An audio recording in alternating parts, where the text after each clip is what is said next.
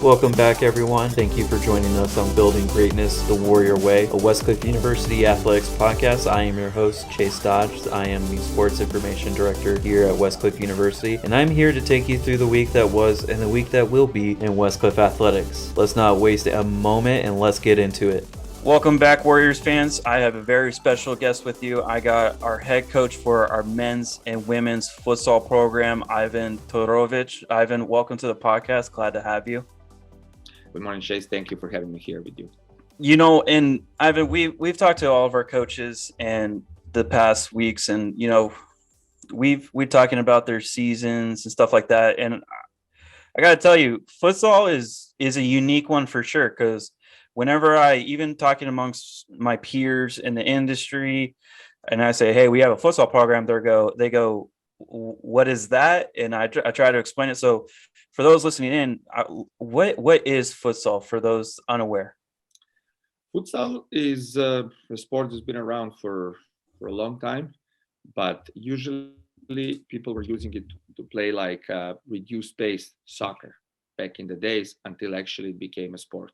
Futsal is a sport that is played 4v4 with the goalkeeper. So in total, 5 players on the field. It's a basically smaller version of soccer, but there are some differences that make it very different from soccer. Obviously, most of the rules apply, like corner, penalty, a lot of things like soccer, but it's the wood floor instead of the grass. The ball is size 4, even for the adults, and it has a weight in it, so it's heavier. So when you lift the ball, in most cases, it only bounces once.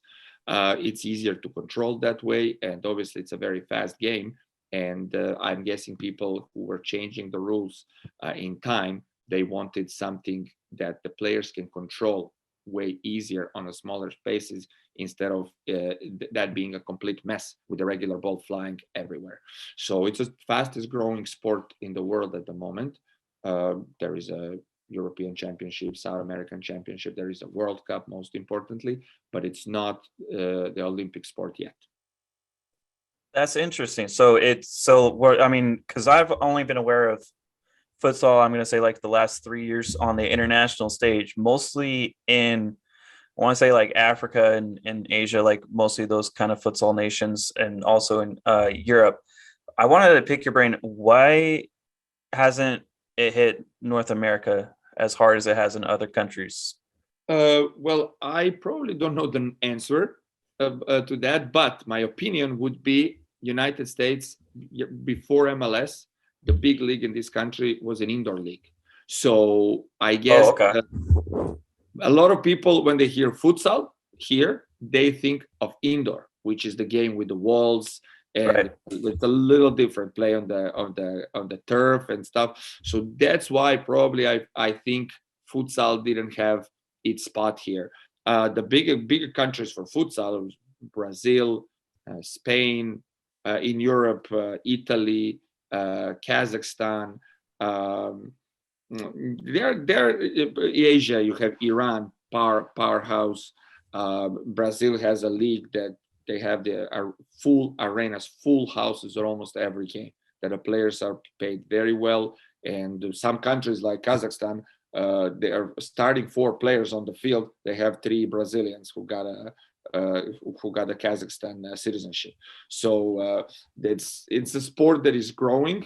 That obviously I believe once it goes to the Olympics, the NCAA and NAIA will look at it differently and hopefully consider it to be one of the NAIA sanctioned sport. And speaking off on that, Westcliff University, first and foremost, is the first university to sponsor a futsal program with scholarships for athletes. Is that correct? That's correct. Yes. Right. Yes, that's good.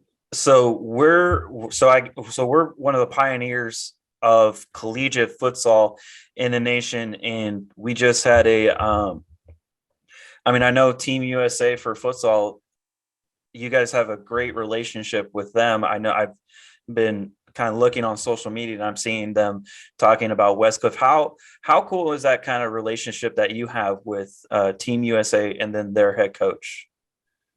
To be honest with you, I think that relationship that is the key of the whole thing, that what we are doing. Because what I noticed when I started, obviously, we are not one of the pioneers. We are the pioneers. We are the pioneers. Futsal, and that kind of brings a lot of responsibility to us.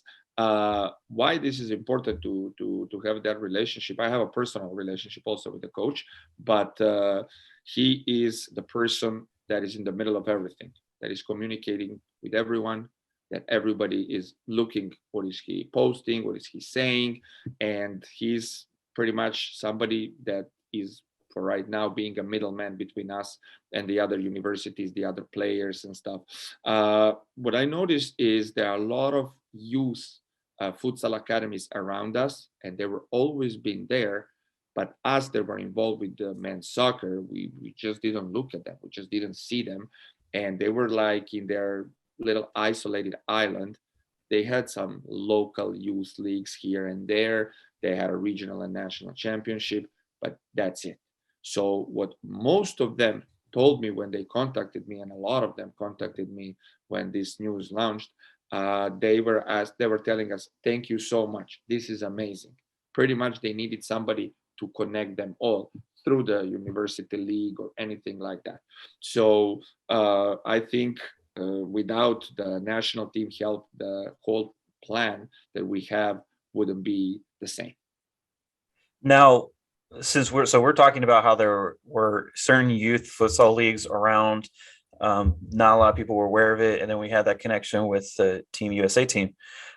We are the pioneer, so I'm gonna change the verbiage of what I said earlier. So we are the pioneer school for futsal in the U.S.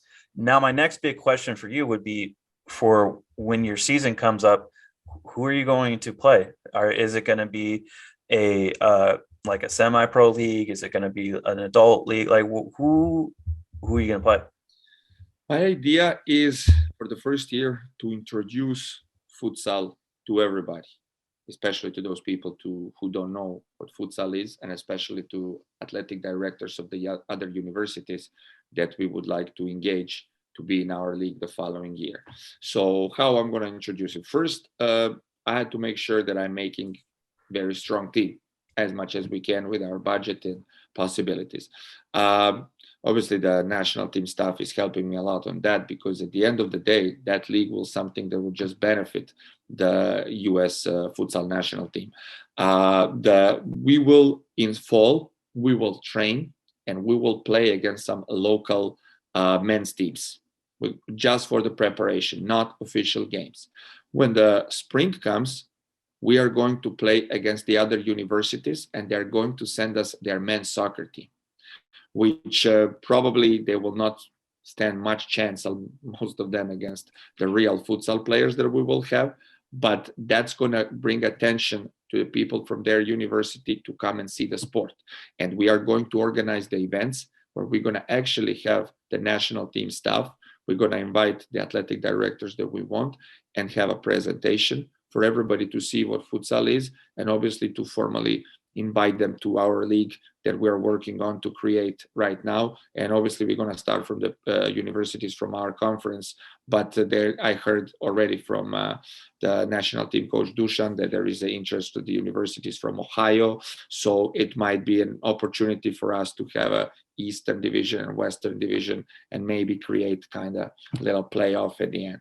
But the most important is to engage the universities, for them to exist in that league, and to start being our competition in recruiting players, in everything, in order to maybe win that league one day.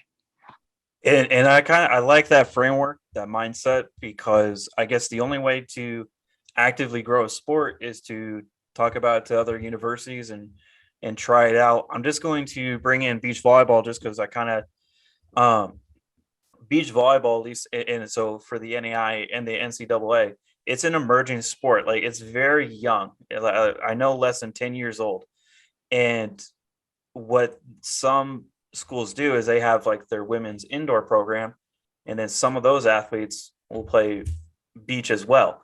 So what I'm hearing is that there's no shortage of athletes. I mean, there are probably rare that are purely futsal athletes, but I'm pretty sure we can get a lot of athletes from the men's soccer program, the women's soccer program, and even other institutions, if with our presentation in the spring of like, oh, hey, this is something that we can kind of look forward to and kind of invest in this new emerging sport that's happening in the US.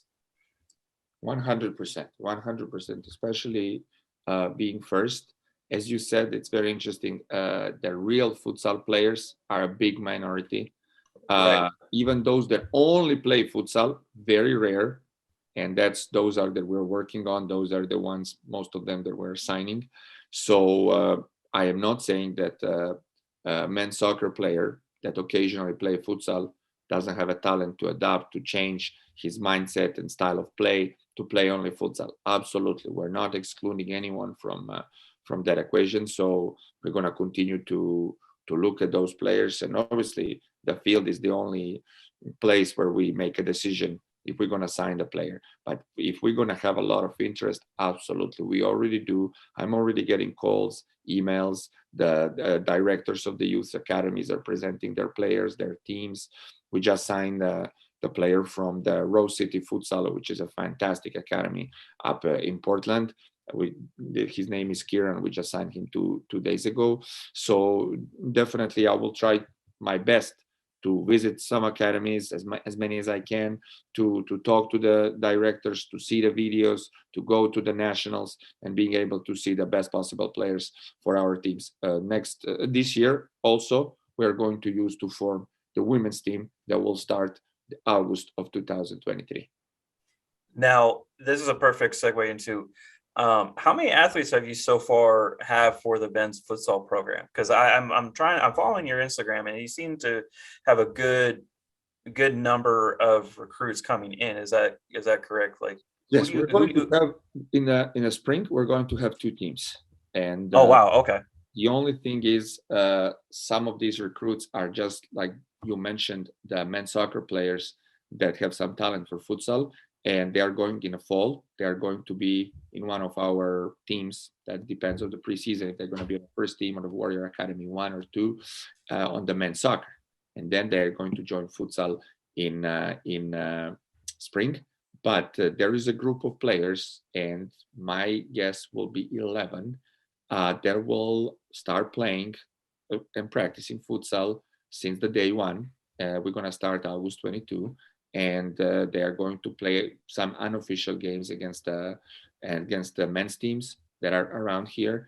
There are some very decent men's teams that we're going to be playing against, and that's going to be like a preparation for us in what's coming in spring. Once the soccer season is over, when the spring starts, there's going to be another group. It's going to be like our Warrior Academy in futsal, but always there is a player over there that can be playing on the first team. Absolutely. I'm not saying, oh, he's a men's soccer player. He has no chance. So yes, we're going to have probably around 25 athletes on futsal. Wow, and that's amazing. And then you just mentioned that women's futsal it's a year, so they're playing in August of 2023. We are doing recruiting right now, and it's going to be absolutely the same process. And obviously, when we approach one of the athletic directors, and when we do the presentation, we are going to be going for men and women at the same time. Now, we're talking a little bit. So we have one athlete that got invited to try out for Team USA. Is that correct? I mean, that seems. I mean, we haven't even had a season of competition. We haven't even had any teams, and we already have one athlete coming to us that is also going to be part of is trying out for the national team.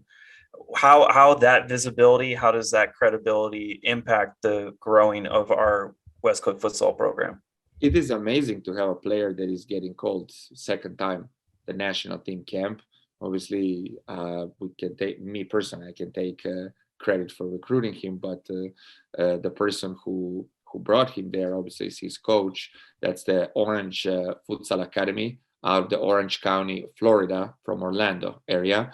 It's a fantastic academy. Actually, that player and another player that we signed from that academy just won the national youth championship in the United States. So their coach, Andre Pasantino, is ex-professional player in Brazil. He played for Corinthians. He's a fantastic coach that is every year brings up a phenomenal generation of young players.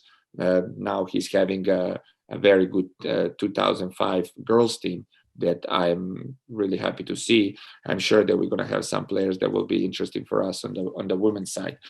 So yes, credits to Orange Futsal Academy for forming Andre as a player of that level, and obviously credit to Westcliff for bringing him with us, and hopefully we will be able to even elevate his level to stay with the national team for a while. I mean, and that's awesome for him and for him to be able to compete at a university for an education, but also to represent Team USA on the national stage. That's big time. I was on that camp. I was in Portland when they had the camp for 4 days, and I think Enzo did a fantastic job over there. That's awesome. Now I'm going into speculation. This is my own opinions and stuff like that. So I want to know the direction of the futsal program. So we're talking about how you wanted to play some local men's teams in the fall and then have some universities in the spring. I mean, we're already talking about how futsal is big in other countries on the national stage and in their youth academies. Is there any kind of, if you were to pick a country to go showcase Westcliff Futsal, first off, would you do it? And which country would you like to show off Westcliff Futsal talent in the future? Brazil. Country where, when they are playing on every corner, very, very, very talented players, very good league, and it's a lot of competition. And if I go there, if I showcase Westcliff, I would like to get players from there without obviously insulting any other place. There are many other countries that play. Portugal, Spain. Portugal was a world champion. Argentina used to lose against Brazil easily on the other competitions. And in the last 10 years, they picked up the level. They even won the World Cup as well. So it was just a personal preference when I said Brazil, but Portugal, Argentina, Spain, Kazakhstan, Iran, Italy, a lot of good teams over there and the good players that I would like to see. And they have, for example, I know Portugal has a youth system where the kids start, 8, 9 years old, and they play only futsal until they're 18. And they had a 10-year plan to implement that youth system and win the World Cup at the end. And they did exactly how they planned. They won it at the end. They had a best player in the world at that moment, Ricardinho, that retired from the national team after that. So a lot of places that the futsal is very, very popular, and we just have to make good connection, maybe make few trips. And I think we're going to have a very good pathway to bring some talented players that can maybe not play professionally at the moment, but they're high level players. Even there was an interest from Australia that has a pretty decent league. So I did some podcast with two Instagram pages. One is from Ireland, one is from Australia, and trying to promote Westcliff. The journalists from Serbia, when they saw the news on my Instagram, they called me and asked me, hey, can we talk about this? And it was on the Serbian newspapers as well. So my idea was for that news to be all over the world. So all over the futsal world. So whoever has an idea or is interested would reach out to us, and we would have more players to choose from there, because they're all sending their videos they have or they're asking for tryouts. So it's going to be opportunities that we're going to make our own camps, invite everyone who wants to showcase themselves and play in front of our coaching staff. So there is a lot of opportunities right now, being the first program to have futsal. And I just want to let you know that They come out with the how many like international students come to the U.S. for education, and the U.S. is number one. I believe like China is number two, and to be able to have the first futsal program for a university in the U.S., which is a growing sport here as well on the national scene, I got a sense that the news is bigger outside the U.S. than it is at home. I think that's correct, right? Because I'm seeing newspapers from, like you mentioned, Serbia, and there has to be a few others from other nations mentioning this news in the futsal world. I was surprised that some professional soccer players even shared the news about this, and obviously Oh people wow! have a lot of followers on Instagram. So yes, I'm getting emails from different countries as well, and that makes me happy. So my plan is to set the standards, being first. Right. So the other day, my wife asked me, "So hey, how do you think your team is going to do?" I was like, my team is the first. I'm setting the standards. So I need to set the high standards. So later, where the other university jump on that market and start recruiting the players from the same pool, from the same countries that I'm recruiting, that we have a standard to still be the top program. Now we are the top program because we are the Yeah, only. because we're the only ones. We're Exactly. number one by default.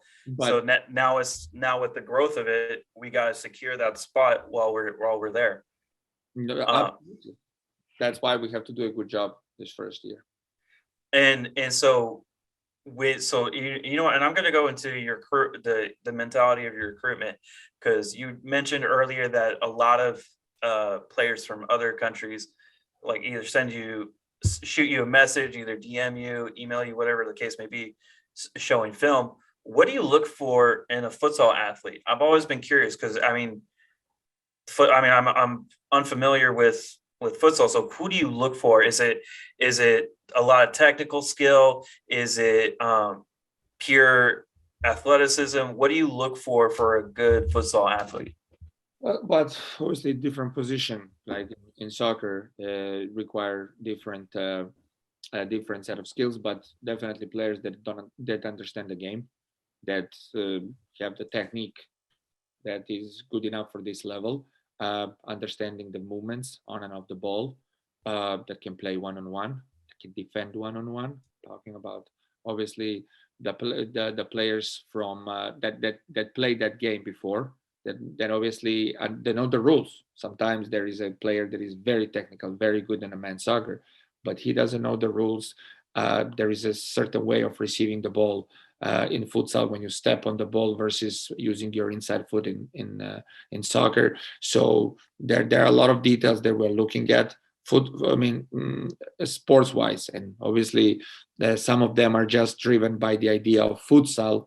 And then when we start talking about a school, maybe they didn't even have interest in school, and then they start asking questions, and we have to make sure that they actually want to study, not to bring them here to fail, and then all of us will have a problem. And okay, so that's awesome. And you already said that you have a group of 20 or 20, like you're gonna have two teams in the spring. Yes. That's awesome. Now, I guess the next thing I want to, who, if you, and this is going to be a hypothetical, if you were to go up against a national team with your squad right now, who would you think you have a good chance of beating, or who do you just want to see on the same field? Would you want to play Brazil, or would you want to see a team that you could possibly beat at the international stage? Just a pure hypothetical, fun question. Who do you think? Playing against Westcliff. Yeah, playing against Westcliff. I mean, Brazilian national team is one of the best. I'm looking at their accolades. I mean, that's a lot of World Cup titles in the futsal world. So that's a big program. I would love, let's say, at one point to face the U.S. national team. Okay. We would definitely lose, but I think it would be a little better game than if we play Brazil and Spain or something. It's like playing Westcliff men's soccer against Argentina national team against Messi or something. So it's very hard, but the game like that, let's say against the U.S. national team, would help our boys to learn, help our boys to kind of see right in front of them the level of the players that they want to be one day. And I don't say that that game is never going to happen. That would be fantastic. The score would be totally not important at that game. We were already invited to Dubai, and the idea was to go at the end of August, but some things were not done on time over there. So that idea is still there. They are inviting us, their national team of United Arab Emirates, coached by Marcus Sorato, which is the ex-Brazilian World Cup winner. He won the 2 championships. He was coaching one of the most talented Brazilian generation. And obviously everything is going through our national team coach here. They wanted to promote the US futsal, and they were ready to pay for our trip to go over there. And I think that trip is going to happen, maybe in winter, maybe the following year, to be their guest over there for a couple of games and their preparation for the competition that they have to play 2 or 3 friendly games against them. I mean, talk about that experience. So like you mentioned before, the score doesn't matter. It's about the experience that the athletes will have if they play Team USA. But if they travel to the United Arab Emirates, I can't even tell you that I mean, they're not going to forget that for the rest of their lives. I mean, just to get the opportunity to play, first of all, the sport that they love, that most people are unfamiliar with, to be able to go travel the world to play other athletes that play that sport professionally. National team. Yeah, the national team. So I mean, I would just go as just a spectator, just watching it. I can't even imagine young 18 to 22-year-olds going like, telling their parents or showing their friends like, oh, hey, I'm going to the UAE to play their national futsal team, and everyone's like, wait, what? Say, hey, just run that by me again. What are you talking about? So that just sounds like a fun trip. I hope it is. I hope it's in the plan. I hope it's solidified on their end too. That sounds like a very fun trip. I have my fingers crossed that that's going to happen for the experience, not just traveling, more the experience. And even the coach asked me if we can do some trainings together, which would be a great experience, as much as maybe even more than the game, with the players to learn from somebody like that. So we are open to that. We're waiting. We're talking to them, and if that happens, it will be great. Now so my next question for you. This has been such a great conversation. First of all, I was unfamiliar about futsal. I tried to do a little research, and I knew about the World Cups and stuff like that. How will the sport of futsal continue to grow in the U.S., both at the collegiate level and at the professional level? Like, what needs to happen for it to grow? Number one is what we were doing, the college league, because there were some tries that were talking with the national team coach about making the professional league, and he right away told them, you cannot build a house starting from the roof, because first of all, there is not enough educated coaches here. There are people that are training and everything, but there is not enough educated. There is something like a coaching education, just like we have in every other sport, that needs to be with futsal, and we don't have enough educated athletes, like a futsal-wise educated athletes, to play their professional league that somebody's going to come and pay money to watch. So that's why collegiate league is very important to start.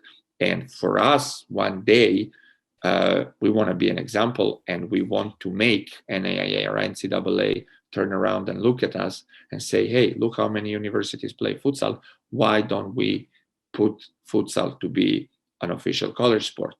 I'm looking at volleyball or water polo, for example, in this country that doesn't have a professional league, but our country is playing against the best teams in the world, sometimes winning medals over there without having a professional league. For example, my country, Serbia, is by far for years the best team in water polo. We play a very tough game against United States, because their players, once they finish college, their next step is Europe, where they go and play professional, just like in volleyball. And then when they come back with that experience and all of them get together, the national team, that national team is strong. So for us to start something like that, we have to have a collegiate league, for that league to expand so that we have a big pool of players. And then that can be a start for the first professional league one day. But even from the collegiate league, like all these best youth talents that were before leaving futsal and continuing with men's soccer at the age of 15, 16, because that was the only way to get a scholarship or to go anywhere. Now they're going to stay until 18 in their academies, and they're going to be signing for one of the universities. I'm talking about next 2, 3, 4 years, one of the universities that will have futsal, including us. So I see that as a next step, because pretty much the most talented youth futsal players will be in one of the colleges, and that's where the national team staff will be following that league, coming to the games, and helping us and maybe some other universities to get some of these players in. And I'm talking to one of the better players of the U.S. national team right now to sign him maybe next week for Westcliff. So all of these talented kids, some of them were playing indoor soccer, some of them were playing futsal, but futsal and men's soccer together. But there were very few just are playing futsal, because there is no league. There are some men's leagues here and there, but it's not enough to maintain the form of a player that will play for let's say World Cup. Our national team qualified for the last World Cup, which was a great success. Saying that we don't have the professional league, any type of organized league nationwide. They went to the CONCACAF Championship in Guatemala, and the 4 semifinalists were getting the visa for the World Cup, and they went to the final. Even Costa Rica, Nigeria, Nicaragua, Guatemala have the national league in futsal. I don't know how strong, but they have it. So when they had a draw for the national, for the World Cup, we had Argentina, which was the current world champion. We had Iran, that was an Asian champion, and Serbia, that is a very, very strong team with a lot of players playing overseas. So we obviously lost all 3 games, but just being there, losing 4-2 against Iran, that is a powerhouse in the world of futsal, was it's equal like we won the World Cup for the United States. So the coach and the players pulled the magic over there. So it's safe to say that USA Futsal is on the rise on the national stage. So now Westcliff, being the pioneer, will follow suit and kind of help grow the sport both at the collegiate level and at the national level, kind of like in tangent with each other to help grow the sport. Yes. That's awesome. Ivan, we're nearing the end of our time together. First of all, I want to thank you for taking time out of your day to talk to us about futsal, what it is, and who and why it's such a big deal to be one of the pioneer schools to offer futsal and talk about what it looks like on the national stage. So first of all, I just want to thank you for that time. Any last words or comments about futsal that you want the viewers at home to be aware of? First of all, Chase, thank you. I always enjoy talking to you on the podcast and off the podcast as well. You're a very knowledgeable person about all the sports. Like I appreciate that. I'm trying. Futsal is one I'm in my infancy, so I gotta grow in it. So I appreciate you talking about it. The other day, I'm gonna teach you about futsal. And one last thing, obviously, when we start playing our official games in spring, especially our first game, I will try to have the full house. So whoever is listening to this podcast, whoever lives around, keep following our website and our Instagram page, men's futsal Instagram page.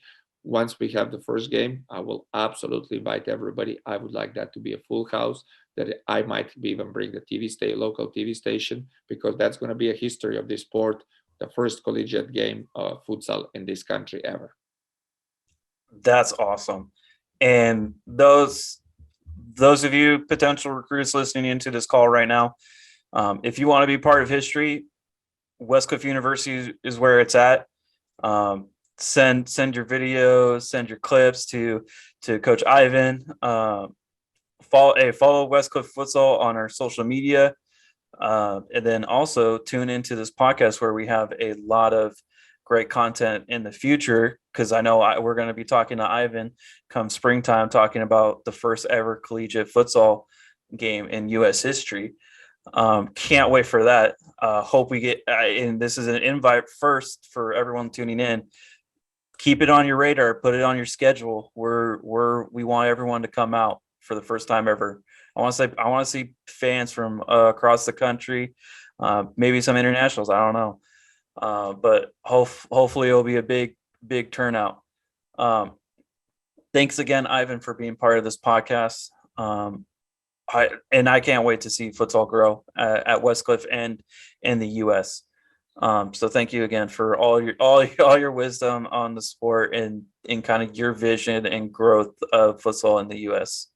Thank you, Chase. Futsal is here. Nobody's gonna stop the development of futsal right now. So I'm looking forward to see all the people who love futsal at our games. And good luck to you, Ivan. I know it's going to be a great success coming into the fall and then the spring. Those of you tuning in, I don't know why you're tuning in this late in the podcast, but we just had a great conversation with Coach Ivan on futsal in the world, futsal in the U.S., futsal at the collegiate level. Tune into our other podcast episodes talking about past episode with Title IX, all that good stuff. Surf, all that. Tune into those previous episodes. For right now, we are going to end our podcast, but tune in next week for where we'll be talking about our upcoming season for our men's beach volleyball team. So stay tuned for next Tuesday. Appreciate all you guys tuning in, and be safe, everyone. Thank you for tuning into our podcast. As always, a shout out to our Dean of Athletics, Sean Harris, our baseball coach, David Shermett, who made this podcast possible, along with our man behind the scenes, Brandon Peterson, for his production.